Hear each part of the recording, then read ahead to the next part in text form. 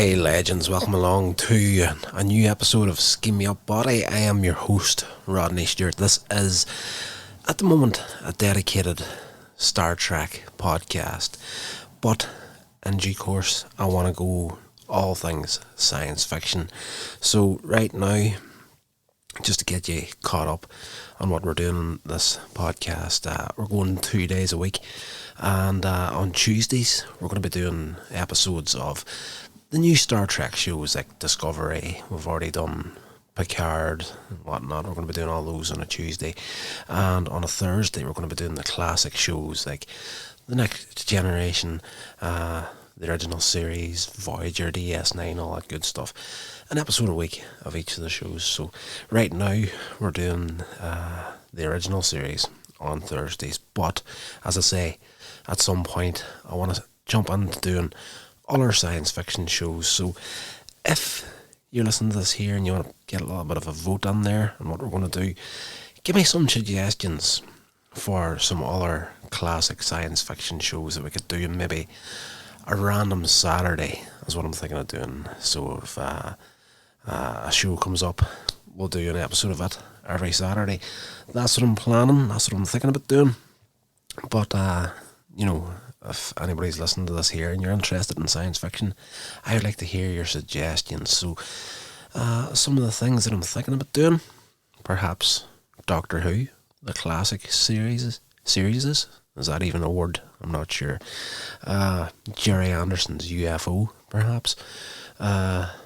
Just in the subject of Jerry Anderson, what about Space 1999? There's a lot of classic shows that you could do on a random Saturday series. So if you want to put your vote on, let me know in either the comment section, wherever you're listening to this here.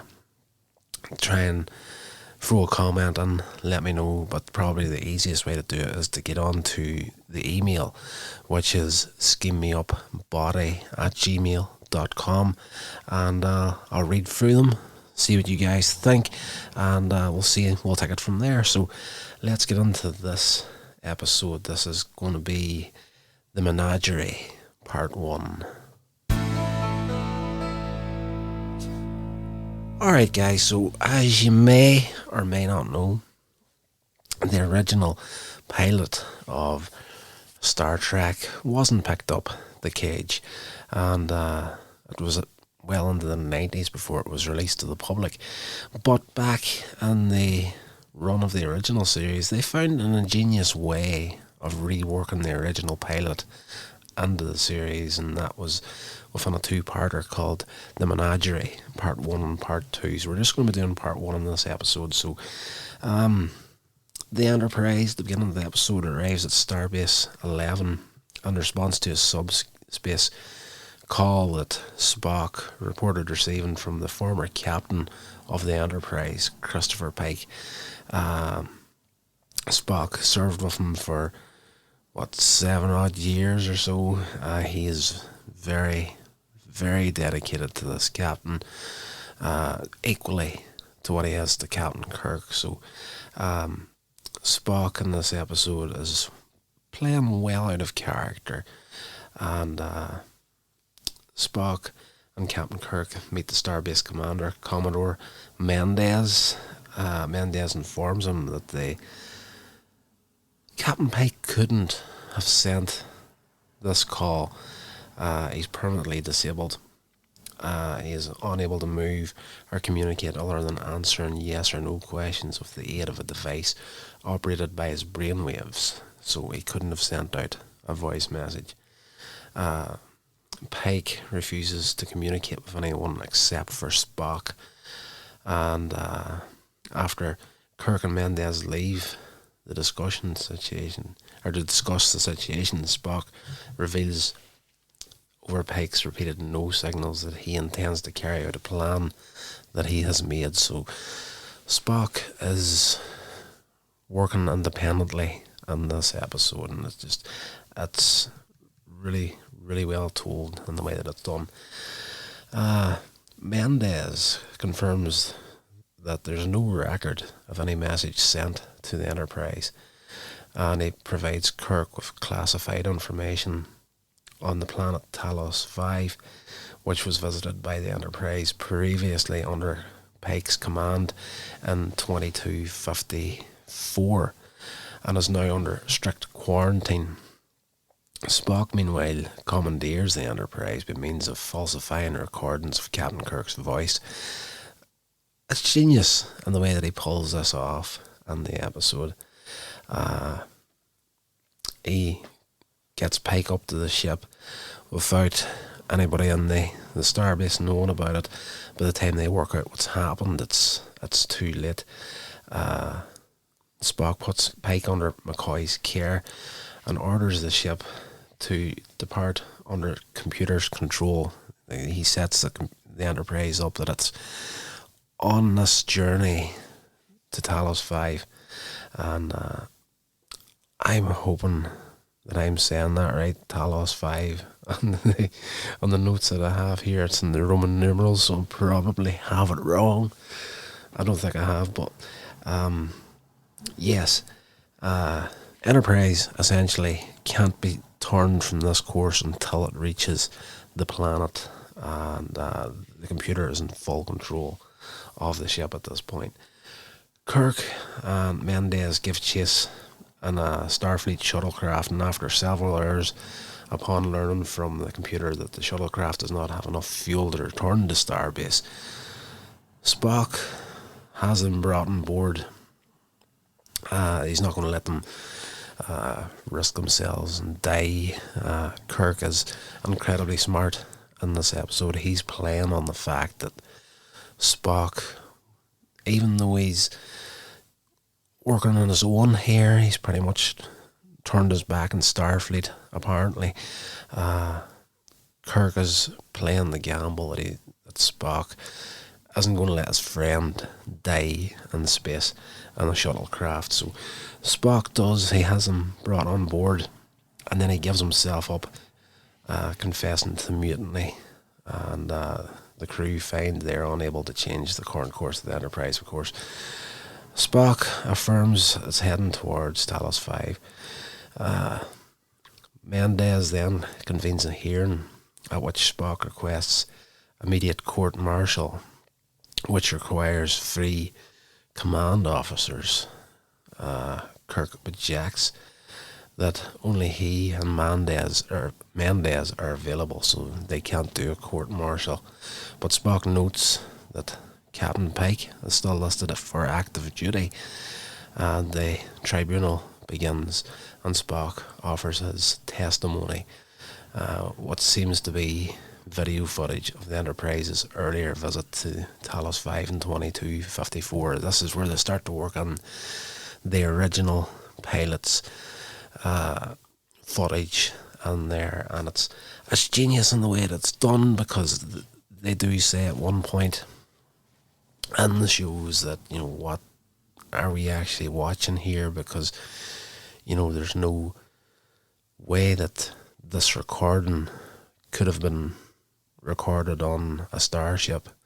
And Spock does say that you're going to have to wait and see what's happening here. So as far as these guys are concerned, what they're seeing on the view screen is impossible, but what we're actually seeing is the original pilot getting very, very smartly woven into the current series and just making that connection to the past. It was genius on Roddenberry's part to do this 2-parter. On the screen, the Enterprise arrives at Talos 5. I'm hoping it's 5. I'm sorry, guys, if it's not. In response to a distress call from a survey ship, Columbia, lost in 2236. Pike, played in the flashbacks by Jeffrey Hunter.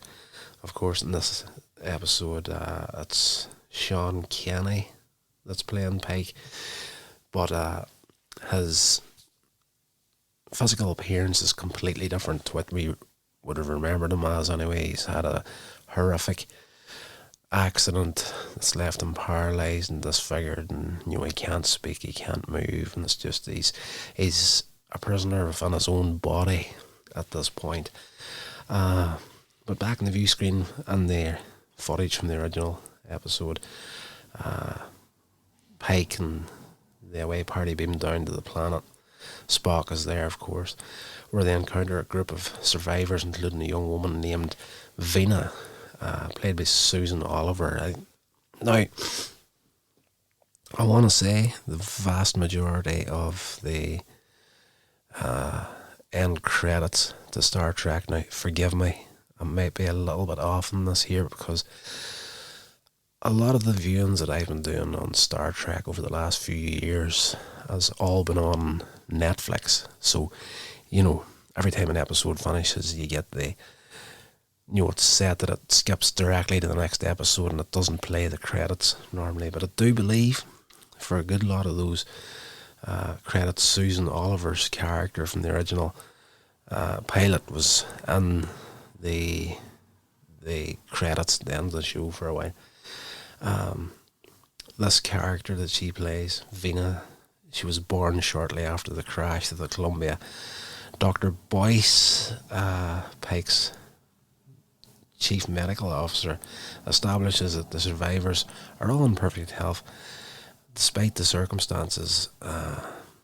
Vina promises to show Pike the secret of their health and leads him to a rocky outcropping. And two aliens emerge from a hidden door. They stun Pike and they carry him through the door and away from the rest of the land party. Vina and the other survivors in their camp suddenly disappear.